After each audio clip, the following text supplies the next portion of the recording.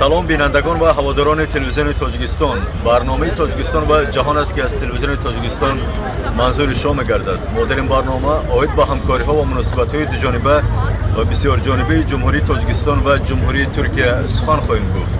متوجه باشید به سرخط گذاری شد.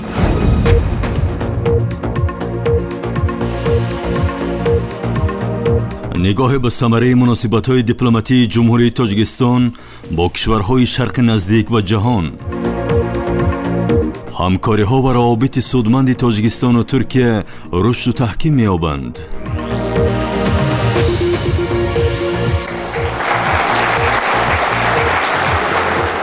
برگزاری جشن باشکوه تجلیل 30مین سالگرد استقلال دولتی جمهوری تاجیکستان در پایتخت ترکیه شهر انقره.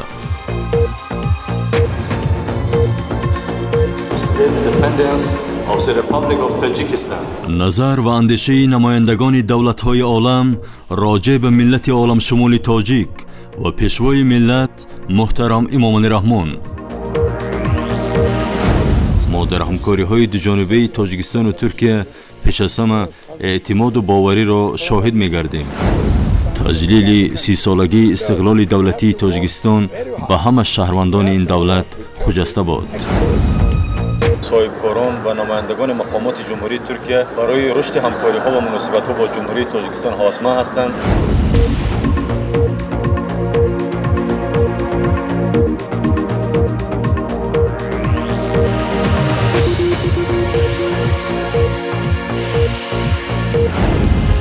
امروز جهانیان تاجیکستان را همچون دولت صلح‌خواه سیاره اعتراف نمودند.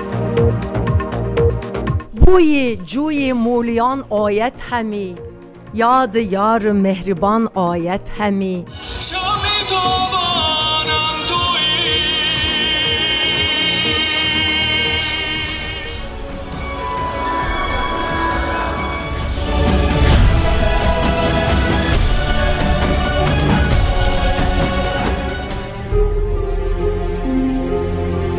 در دنیایی که روندهای سیاسی و اجتماعی و امنیتی و فرهنگی بیانگر نظم نوین جهانی می باشند، داشتن سیاست فعال و موفق و دوراندیشانه برای هر کشور امر ضروری می باشد. جمهوری تاجیکستان در موقع خود عضو فعال و پرتشبث سازمان‌های بانفوذ عالم بوده، با تلاش‌های شبانه روزی و درک مسائل انسان محوری دنیای ناآرام و بی‌ثبات امروز در راه تأمین سعادت بشری و صلح جهانی با تلاش و اقدام‌های اساسگذار صلح و وحدت ملی، پیشوای ملت پرزیدنت جمهوری تاجیکستان محترم امامان رحمان، ساکنان عالم و بیش از 190 دولت جهان امروز از تشبث‌های جهانی دولت تاجیکستان آگاه می باشند و کشور ما را با عنوان دولت تشبثکار در حل بحران‌های سیاسی و اقتصادی و امنیتی و اکولوژی دنیا اعتراف نمودند که این همه از دستاوردهای سیاست موفق خارجی ما در زمان 30 سال صاحب استقلالی کشور شهادت می دهد.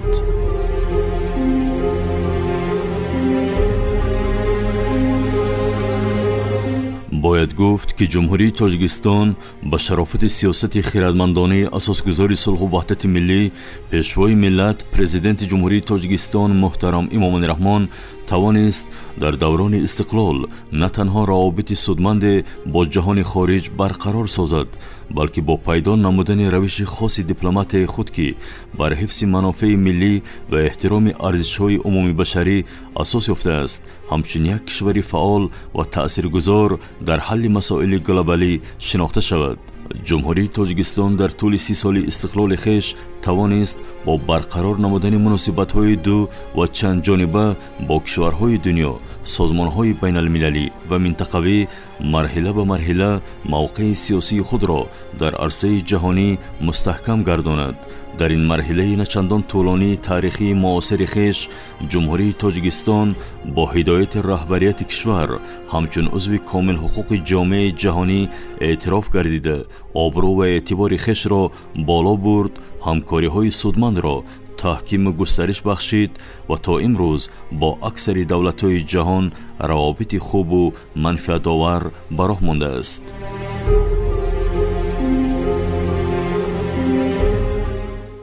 در سیاست خارجی جمهوری تاجیکستان با کشورهای منطقه شرق نزدیک جمهوری ترکیه موقع خاص داشته. مناسبت‌های دیپلماتی بین جمهوری تاجیکستان و جمهوری ترکیه 29 ژانویه سال 1992 برقرار شده است. سفارت جمهوری ترکیه ماه مارس سال 1992 در دوشنبه به فعالیت شروع کرده و سفارت جمهوری تاجیکستان ماه دکمبر سال 1995 در شهر انقره پایتخت جمهوری ترکیه افتتاح گردید و در ادامه همکاری‌های سودمند دوجانبه کنسولگری گنرالی جمهوری تاجیکستان در استانبول سال 2011 به کار شروع نمود.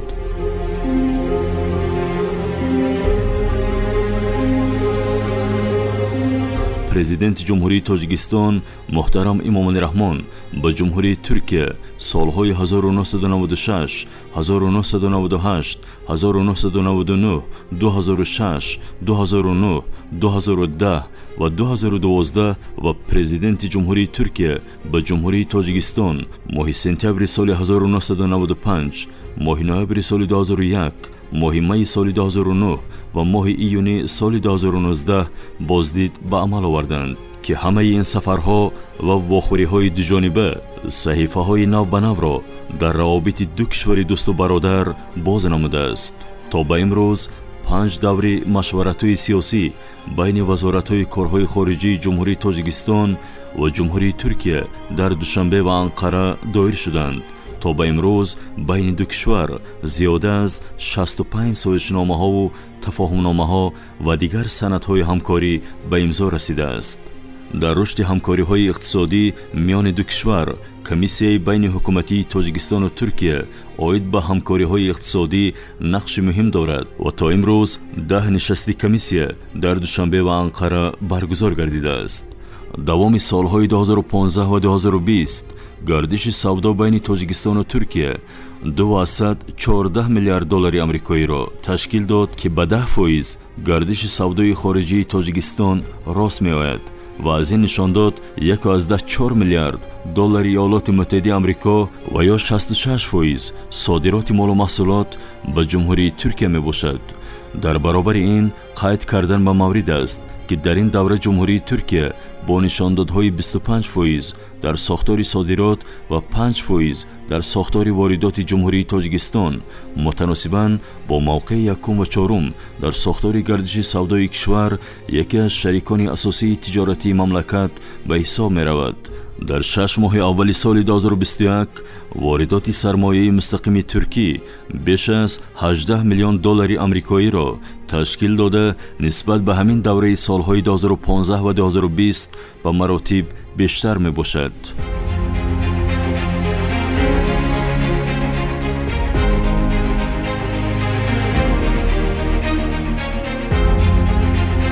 با دستگیری پیوسته حکومت جمهوری تاجیکستان و حکومت جمهوری ترکیه مناسبت‌های اقتصادی دو کشور در دوران صاحب استقلالی تاجیکستان تشکل یافته دینامیکای رشد آن مثبت ارزیابی می‌کند. با مقصد تطبیق دستور راهنمایی اساسگذار صلح و وحدت ملی پیشوای ملت پرزیدنت جمهوری تاجیکستان محترم امامعلی رحمان مقامات دولتی از جمله نمایندگی دیپلماتی تاجیکستان در جمهوری ترکیه با ساختارهای دخلدار جانب ترکیه در دایره کمیسیه بین حکومتی عاید به همکاری اقتصادی بین تاجیکستان و ترکیه همکاری نموده است. در برابر روندهای منفی اقتصادیات جهان زیر فشار پاندمی کووید 19 مناسبت‌های اقتصادی تجارتی تاجیکستان و ترکیه در سال 2020 نسبت به سال 2019 کمتر باشد هم در دوام سال 2021 دینامیکا و تمایل رشد آن مثبت ارزیابی می‌گردد. امید است که در آینده نزدیک مناسبت‌های تجارتی و اقتصادی دو کشور رشد تحکیم یافته و منفعت دو کشور خواهد بود. تاجیکستان کشوری در حال رشد و پیشرفت منطقه آسیای مرکزی است. ما در همکاری‌های دوجانبه تاجیکستان و ترکیه پیش از همه اعتماد و باوری را شاهد می‌گردیم. این دو کشور دوست و برادر را آینده درخشان انتظار است. ترکیه شریک با اعتماد تاجیکستان است. حضور سرمایه‌گذاران جمهوری ترکیه در تاجیکستان و همکاری‌های متقابلاً سودمند میان این دو کشور دوست نتیجه روابط با ثمر دو دولت منطقه را تشکیل می‌دهد. агентии Туркия оид ба ҳамкории байналмилалӣ яъне ТИКА дар Тоҷикистон нақши муҳим мебозад ва аз ҷониби ин агентӣ дар ҷумҳурии Тоҷикистон даҳҳо лоиҳаи дорои аҳамияти иқтисодиву иҷтимоӣ ва тиҷоративу фарҳангӣ дошта татбиқ шудааст. бунёди корхонаи муштараки Тоҷикистону Туркия оид ба истеҳсоли нақлиёти ҷамъиятии мусофирбару боркаш дар пойтахти ҷумҳурии Тоҷикистон шаҳри Душанбе намунаи олии ҳамкорӣ миёни Тоҷикистону Туркия ба шумор меравад. ёдовар мешавем ки санаи 19 марти соли 2019 бо иштироки асосгузори сулҳу ваҳдати миллӣ пешвои миллат президенти ҷумҳурии Тоҷикистон муҳтарам Эмомалӣ Раҳмон ва раиси шаҳри Душанбе муҳтарам Рустами Эмомалӣ дар асоси ҳамкорӣ миёни ҷамъияти дорои масъулияти маҳдуди Авесто гурӯҳ ва ҷамъияти саҳомии савдои дохилӣ ва хориҷии нақлиётии Туркия ин корхона эфтитоҳ гардид.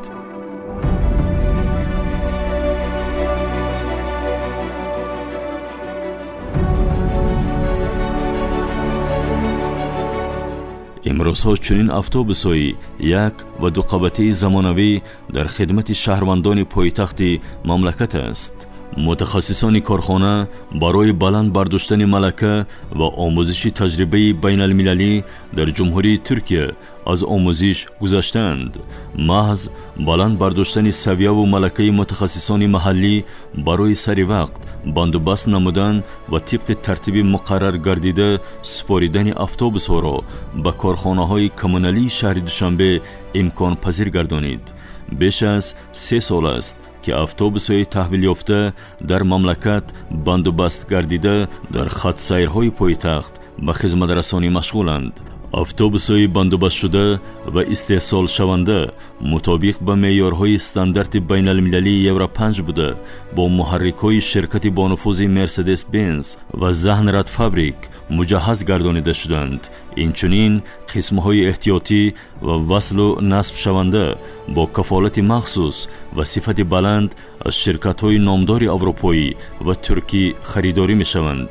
яке аз хусусиятҳои рақобатнокии автобусҳои истеҳсолшаванда он аст ки ҳамаи моделҳои автобуси тамғии Акия бо истифода аз технологияи муосир истеҳсол карда мешаванд. фаъолияти корхонаи муштарак ба қонеъ намудани талаботи имрӯзаи ҷумҳурии Тоҷикистон бо маҳсулоти истеҳсол намуда ва содироти он ба кишварҳои минтақа равона гардидааст.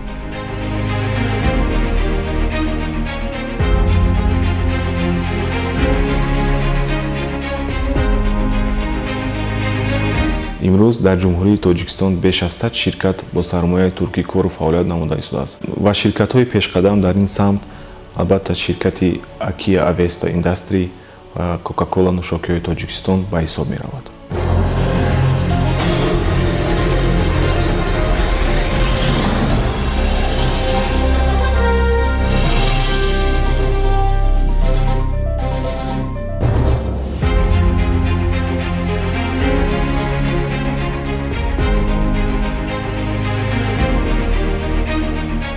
дар самти ҳамкориҳои техникӣ ва иттилоотӣ ҷониби Туркия ба хусус намояндагони муассисаи давлатии радио ва телевизиони ҷумҳурии Туркия яъне TRT Turkish Radio and Television Corporation бо кумитаи телевизион ва радиои назди ҳукумати ҷумҳурии Тоҷикистон омодаи ҳамкорӣ буда таҳкими ҳамкориҳо бо ин ниҳоди бузурги иттилоотӣ ва давлатии Туркия имкон медиҳад ки дар оянда журналистон, коргардонҳо ва кормандони техникии телевизиони Тоҷикистон ва дигар ниҳодҳои иттилоотии давлатӣ барои таҷрибаомӯзӣ ба ин ҷо ташриф оранд ва афкору ҷаҳонбинии худро рушду таҳким бахшанд. ҳамин тариқ дар байни вазорати маориф ва илми ҷумҳурии Тоҷикистон ва вазорати маорифи миллии ҷумҳурии Туркия комиссияи доимӣ ташкил шудааст ки то имрӯз 4 нишасти он баргузор гардидааст ки дар натиҷаи он имрӯз садҳо нафар аз донишҷӯён ва шаҳрвандони ҷумҳурии Тоҷикистон дар донишгоҳу донишкадаҳои бонуфузи ҷумҳурии Туркия таҳсил менамоянд.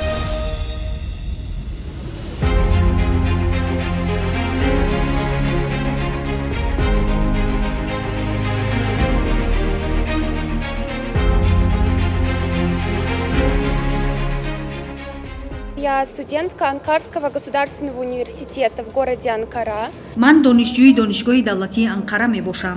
من در فاکولته مناسبت‌های بین‌المللی تحصیل می‌کنم. با مناسبت تجلیل 30 سالگی استقلال دولتی خلق عزیزم را تبریک می‌گویم. سپاس خود را به پیشوای ملت محترم امام علی رحمان می‌رسانم که ما جوانان را در خارج کشور دستگیری می‌نمایند. وعده می‌دهم که با بهای اعلی تحصیلم را به انجام رسانیده در آینده برای خلق و وطنم صادقانه خدمت می‌نمایم.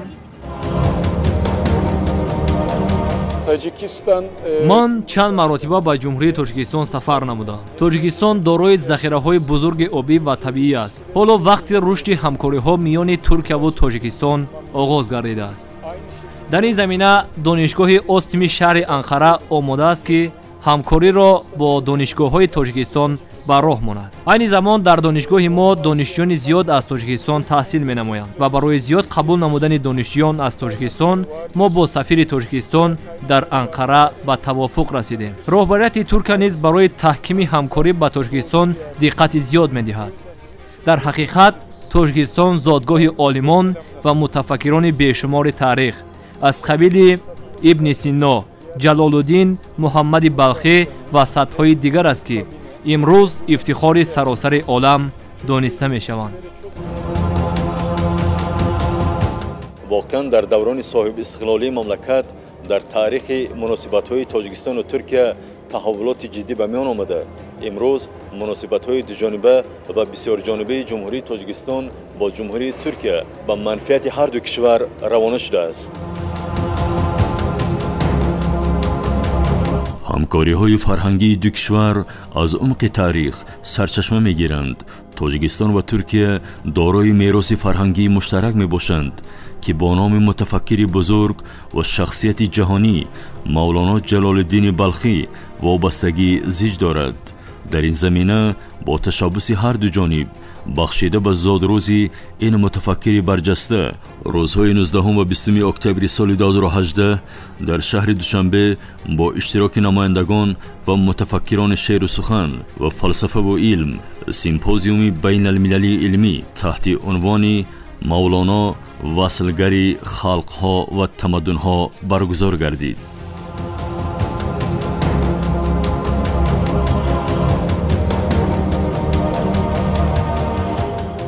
سفارت جمهوری تاجیکستان در یکی از مکانهای زیبا و در کنار سفارتخانه‌های کشورهای پیشرفته دنیا واقع در پایتخت جمهوری ترکیه شهر انقره جایگیر بوده.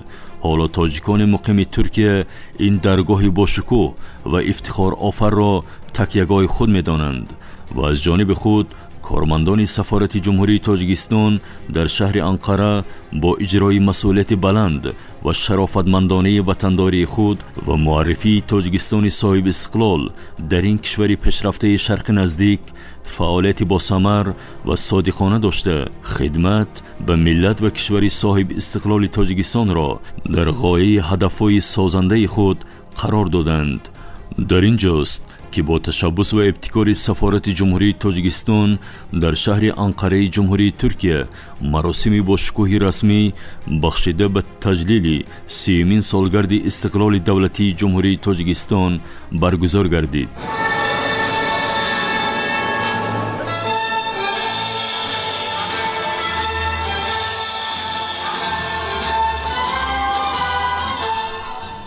در چاره‌بینی مذکور بیش از 300 نفر مهمانان از ساختارهای گوناگون ترکیه و هیئت دیپلماتی از جمله دستگاه پرزیدنت، حکومت، وزارت کارهای خارجی، پارلمان، سفیران خارجی، خبرنگاران وسایط اخبار عامه، کارخانه و شرکت‌های بزرگ استحصالی و صنعتی، تجارتی، تشکیلات‌های بین المللی و جمعیت تاجیکان مقیم ترکیه اشتراک نمودند. سفیر فوق العاده و مختار جمهوری تاجیکستان در ترکیه اشرف جان گولوف در آغاز چاره‌بینی قید نمود که استقلال بزرگترین ارزش و دستاورد ملی مردم تاجیک به شمار می رود و امروز تاجیکستان با قدم‌های استوار زیر لوای صاحب اختیاری و راهبری پیشوای معظم ملت پرزیدنت جمهوری تاجیکستان محترم امام علی رحمان با سرعت رشد نموده ایستاده است. همزمان تاکید گردید که در دوام 30 سالی صاحب استقلالی مملکت ما توانستیم زمینه مستحکم حقوقی و سیاسی دولت ملیمان را تأمین کرده، آبرو و نفوذ بین المللی آن را افزون نموده، نسل نو را در روحیه وطنداری و احترام به استقلال و آزادی تربیت نماییم. از جانب خود معاون رئیس مجلس بزرگ جمهوری ترکیه جلال ادن خلق شریف تاجیکستان را با مناسبت 30مین سالگرد استقلال ملی تبریک و تهنیت نموده، افزود که محض در این دوره مناسبت‌های دو کشور دوست تاجیکستان و ترکیه رشد و تحکیم یافته، نتیجه‌های نظررس را به بار آورده است. اینچنین در چاره‌بینی مذکور معاون وزیر صنعت و تکنولوژی جمهوری ترکیه چتین علی دنمز، معاون وزیر عائله و خدمت‌رسانی اجتماعی خانم کبرا گوران یگیدباشی، پروکورور گنرالی ترکیه بکیر شاهین اشتراک نمودند. همین طریق در حاشیه برگزاری چاره‌بینی مذکور میوه‌های بالذات تاجیکستان و تابلو و نگاره‌های نقاشان چیره‌دست تاجیک همچون رمز کشوری سرسبز و مردمان با فرهنگ و با تمدن به نمایش گذاشته شد. واقعا استقلال دولتی جمهوری تاجیکستان را به جهان را به تاجیکستان معرفی نمود. تجلیل 30مین سالگرد استقلال دولتی جمهوری تاجیکستان در پایتخت جمهوری ترکیه شهر انقره خود بیانگر آن است که امروز جهانیان تاجیکستان را همچون دولت صلح‌خواه سیاره اعتراف نمودند. حضور نمایندگان و مسئولان کورپس‌های دیپلماتی و سازمان‌های داخلی و بین المللی در این چاره‌بینی با شکوه جمهوری تاجیکستان در شهر انقره ترکیه بازگوی آن است که امروز جهانیان تاجیکستان را همچون کشور پیشقدم سیاره اعتراف نمودند. جشن استقلال تاجیکستان و تجلیل آن را برای خلق شرفمند و با فرهنگ تاجیک تبریک میگویم. در فعالیت آموزگاری خود در شهر انقره ترکیه با محصلین و دانشجویان زیاد تاجیک برخوردم که همه برای آموزش علم و زبانهای انگلیسی و ترکی کوشش زیاد میکنند که این باعث افتخار است.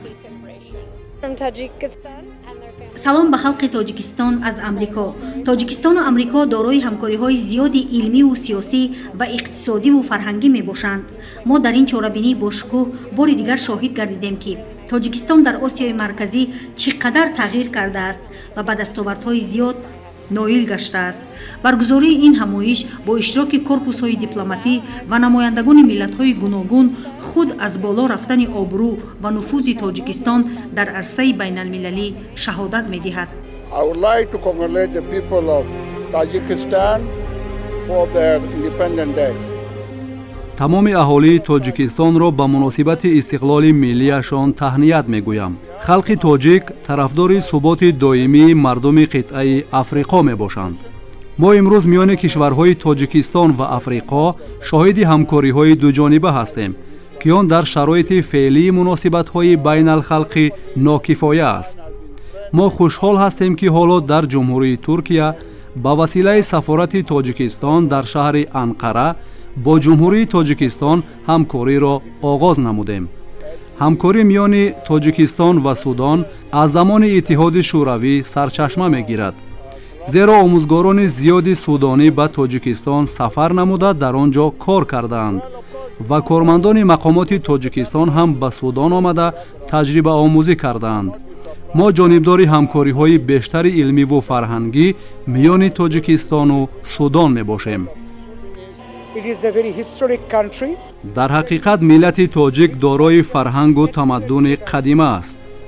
امروز امکانیت‌ها و فرصت‌های زیادی استفاده نشده در همکاری‌های تاجیکستان و بنگلادش وجود دارند. ما خوب می‌دانیم که در تاجیکستان یادگاری‌های زیادی فرهنگی و تاریخی مثل بنگلادش وجود دارد و دوشنبه خیلی زیبا شده است. ملت تاجیک دارای ادبیات پرغناوتی می باشد که نظیر آن میان کشورهای دیگر آسیای مرکزی وجود ندارد. ما در سفر پرزیدنت جمهوری تاجیکستان به جمهوری بنگلادش معلومات زیاد داریم. сафари президенти шумо ба Бангладеш худ оғози саҳифаи нави ҳамкорӣ миёни ду кишвари дӯст буд. мо метавонем дар соҳаи техникӣ, тиҷоратӣ, иқтисодӣ ва кишоварзӣ миёни ду кишвар ҳамкориҳои зиёдеро ба роҳ монем, ки ба манфиати халқҳои Тоҷикистону Бангладеш бошад. тоҷикистон дар тӯли таърихи муосири дипломатияи созандааш бо кишварҳои ҷаҳон ба муваффақиятҳои беназир даст ёфтааст. иқдомҳои сафорати Тоҷикистон дар Туркия ва баргузории ҷашни истиқлоли давлатии Тоҷикистон дар Анқара бо иштироки намояндагони сиёсиву дипломатии ин кишвар худ аз обрӯ ва эътибори байналхалқии Тоҷикистон ва президенти он Эмомалӣ Раҳмон шаҳодат медиҳад. ҷашни истиқлол хуҷаста бод халқи Тоҷикистон. ман сафири Финляндия дар ҷумҳурии Туркия мебошам. аз ин пеш ҳангоми фаъолияти худ дар Эрону Афғонистон ба фарҳангу тамаддуни миллати тоҷик ошноӣ пайдо намудам. фаъолиятҳои дипломатии ҷумҳурии Тоҷикистон дар сатҳи кишварҳои аврупоӣ хеле назаррас мебошад. бахусус муносибатҳои Аврупо дар қиболи барномаҳои ҷаҳонии Тоҷикистон оид ба обу экология ва рушди устувори ҷомеаи ҷаҳонӣ қобили ситоиш аст. бо талоши сафорати Тоҷикистон дар шаҳри Анқара саҳифаҳои зиёди нави ҳамкориҳои иқтисодӣ, сиёсӣ, илмӣ, тиҷоратӣ ва сармоягузорӣ боз гардидааст. миллатҳои мо бо ҳам бегона нестанд. таърихи муносибатҳои тоҷик ва турк ҳанӯз дар замонҳои қадим оғоз шудааст. халқи турк мисли халқи тоҷик меҳмондӯст ва башардӯст мебошанд. мо наворҳое ки дар ин чорабинӣ оид ба Тоҷикистон тамошо кардем ба пешрафту ободӣ ва имкониятҳои бузурги сайёҳиву ҷаҳонгардӣ шинос гаштем. воқеан Тоҷикистон дорои сарватҳои бузурги табиӣ ва сарчашмаи ташаккулёбии обҳои шифобахш мебошад. ҳамкориҳо миёни Туркия ва Тоҷикистон метавонад дар таҳкими равобити манфиатбори ин ду давлат нақши устувор гузорад. Tajikistan ilmu farhangi manu amali man nabzi qalbam iffatu iqbalu irfanam tui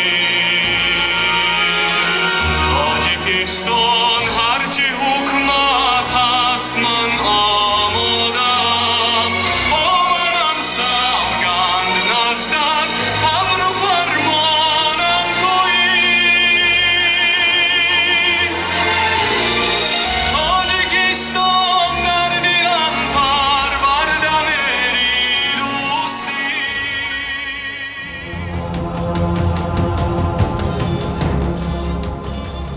дар ниҳояти чорабинӣ аҳли санъат ва ҳунармандони кишвар бо суруду таронаҳои ҷолиб ки дар ғояи онҳо меҳри ватан ва ҳифзи арзишҳои ахлоқиву инсонӣ ҷой дошт таби ҳозиринро шод намуданд.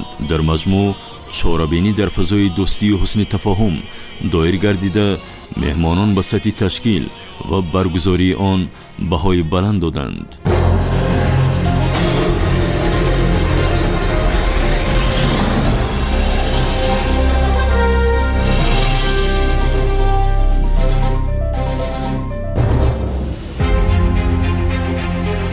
қобили зикр аст ки санаи 7 октябри соли 2021 бо ибтикори сафорати ҷумҳурии Тоҷикистон дар ҷумҳурии Туркия бахшида ба рӯзи забони тоҷикӣ дар институти афкори стратегии шаҳри Анқара конфронс дар мавзӯи забон пайвандгари миллатҳо доир гардид. дар конфронси мазкур коршиносони институти афкори стратегӣ, профессорон, ходимони илмӣ ва донишҷӯён иштирок ва суханронӣ намуданд.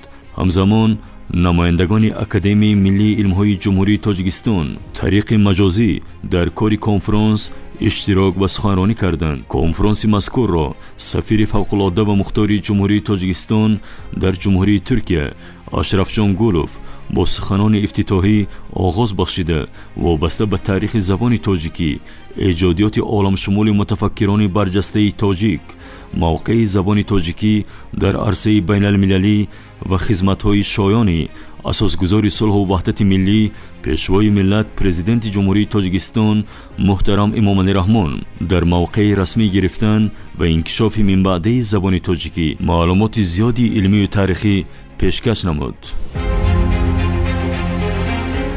بوی جوی مولیان آید همی، یاد یار مهربان آید همی. ریگ آمو و درشتریخای او، زیر پاچون پرنیان آید همی. آب جیهون و شگرفخای او، هنگ مارا تا میان آید همی. شاه ماه است و بخار آسمان، ماه سوی آسمان آید همی. شاه سرو است و بخار بوستان، سرو سوی بوستان آید همی.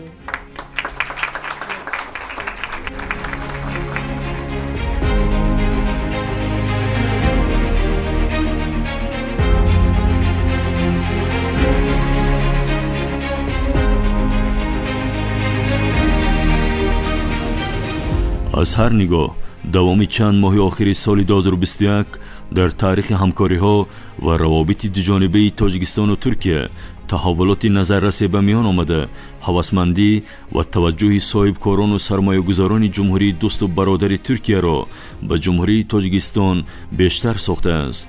امید است که در آینده نزدیک تاجیکستان و ترکیه همچون کشورهای دوست و همپیمان در تحکیم مناسبت‌های بین همدیگری و بین المللی شاهد دستاوردهای بی‌نظیر و پیشرفت‌های نظررس گردند.